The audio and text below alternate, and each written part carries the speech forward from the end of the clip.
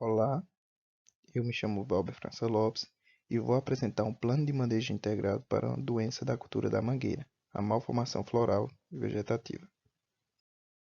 O seminário foi proposto pelo professor Alexandre Capucho, da disciplina Fitopatologia Aplicada, do curso de Engenharia Agronômica Campus Ciências Agrárias, Univasse. Introdução. A mangueira, Mangifera indica, é uma das frutíferas mais cultivadas em todo o mundo. É importante ressaltar que ela pertence à família Anacardiaceae e os principais produtores são Índia, China, Tailândia, Indonésia, Paquistão, México e Brasil. O Brasil é um importante produtor com área de mais de 70 mil hectares, sendo mais de 50 mil hectares na região Nordeste. A cultura da manga possui grande importância para a região do Vale do São Francisco e para o Brasil. Em 2014, ela foi a segunda colocada em volume exportado entre as frutas, mas foi a primeira em receita de exportação, com mais de 163 milhões de dólares. É importante também lembrar que o Vale do São Francisco se destacou em todo o Brasil por ser responsável por exportar mais de 90% de toda a manga para a Europa e para os Estados Unidos da América. Principais doenças. Por meio de pesquisa na literatura, pesquisa com produtores, consultores e especialistas da área, eu pude listar as principais doenças para a cultura da mangueira, que são antracnose, malformação floral e vegetativa, cancro bacteriano, morte descendente por não pedicular, oídio e seca da mangueira. Em destaque, negrito, eu deixei a malformação floral e vegetativa, que vai ser a doença a qual eu vou fazer o plano de manejo integrado. A doença malformação floral e vegetativa é causada por fungo e, quando ocorre em fase reprodutiva, é conhecida também como embonecamento. É importante ressaltar que, inicialmente, acreditava-se que possuía um único agente etiológico para a doença, que era o Fusarium subglutinans, mas, com a evolução de estudos moleculares e filogenéticos, foram identificadas também outras espécies do gênero que causava a doença, como Fusarium mangifera, Fusarium mexicano, Fusarium proliferatum, Fusarium steriliphosum, Fusarium subglutinans e Fusarium tupiense. Mas, no Brasil, apenas 3 espécies dessas 6 conhecidas ocorrem, que é o Fusarium steriliphosum, subglutinans e tupiense. A principal característica da doença é o crescimento anormal de ramos vegetativos e inflorescências, conforme podemos notar na imagem ao lado. A infecção do fungo aumenta os níveis de substâncias reguladoras de crescimento, principalmente a gibberellina. Com isso, as brotações vão ficando com os internóides mais curtos e folhas rudimentares. O grande problema é que essas brotações possuem muitas gemas entumecidas, mas não chegam a brotar.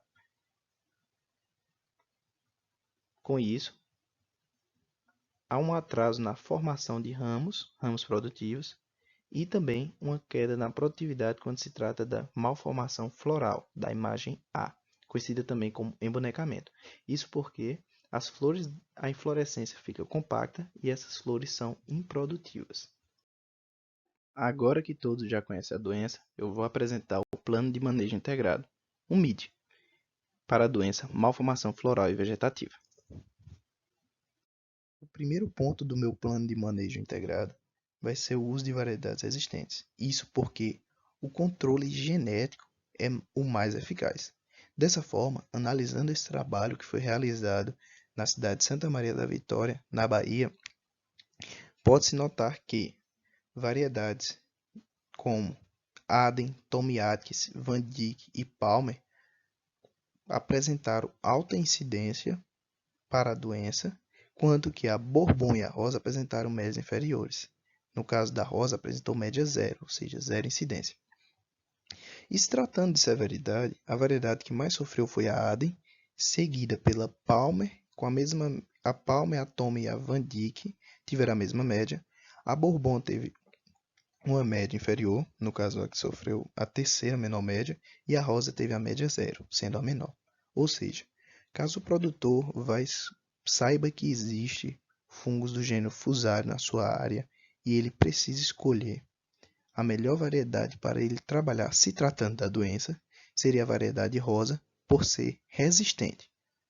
Mas caso ele diga, não, eu levo em consideração também a produtividade, preço, o meu mercado que é a manga tal, tudo bem, ele pode plantar, mas sabendo que a Tommy Atkins, Van Dyke, Palmer e Aden são suscetíveis à malformação, enquanto que a Bourbon é moderadamente resistente.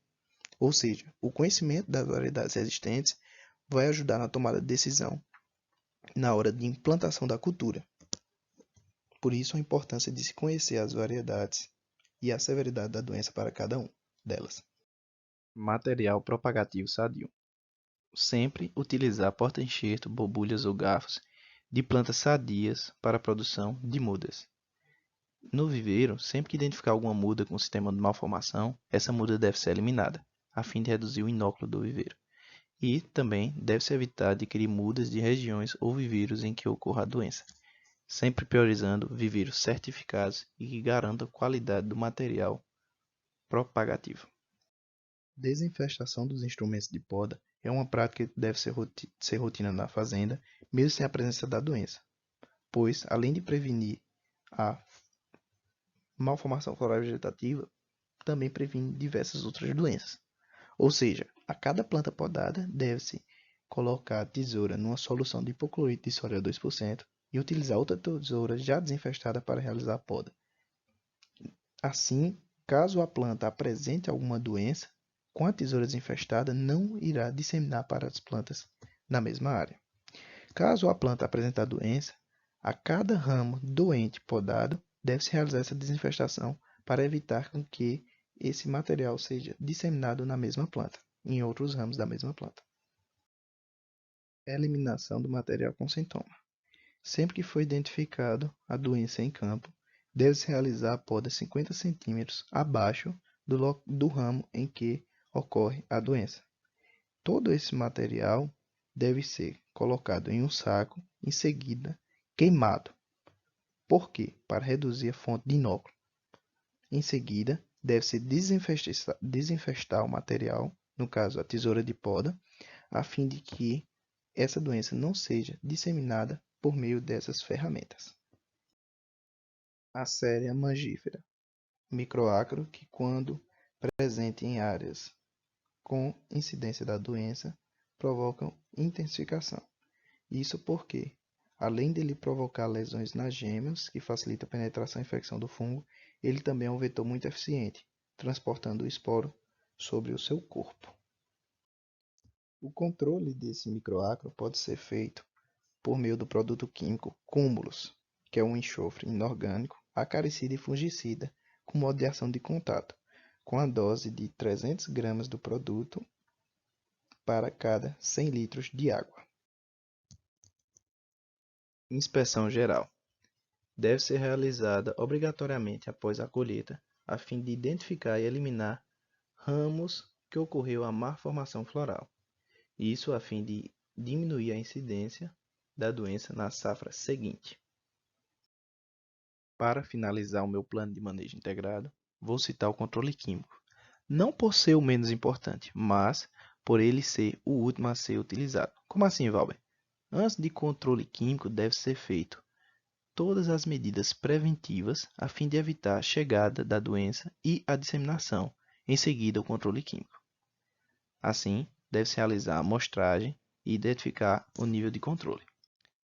Segundo a Embrapa Semiárido, deve-se amostrar 10 plantas em área de 1 a 5 hectares, 14 plantas de áreas de 5 a 10 hectares e 18 plantas de áreas de 10 a 15 hectares.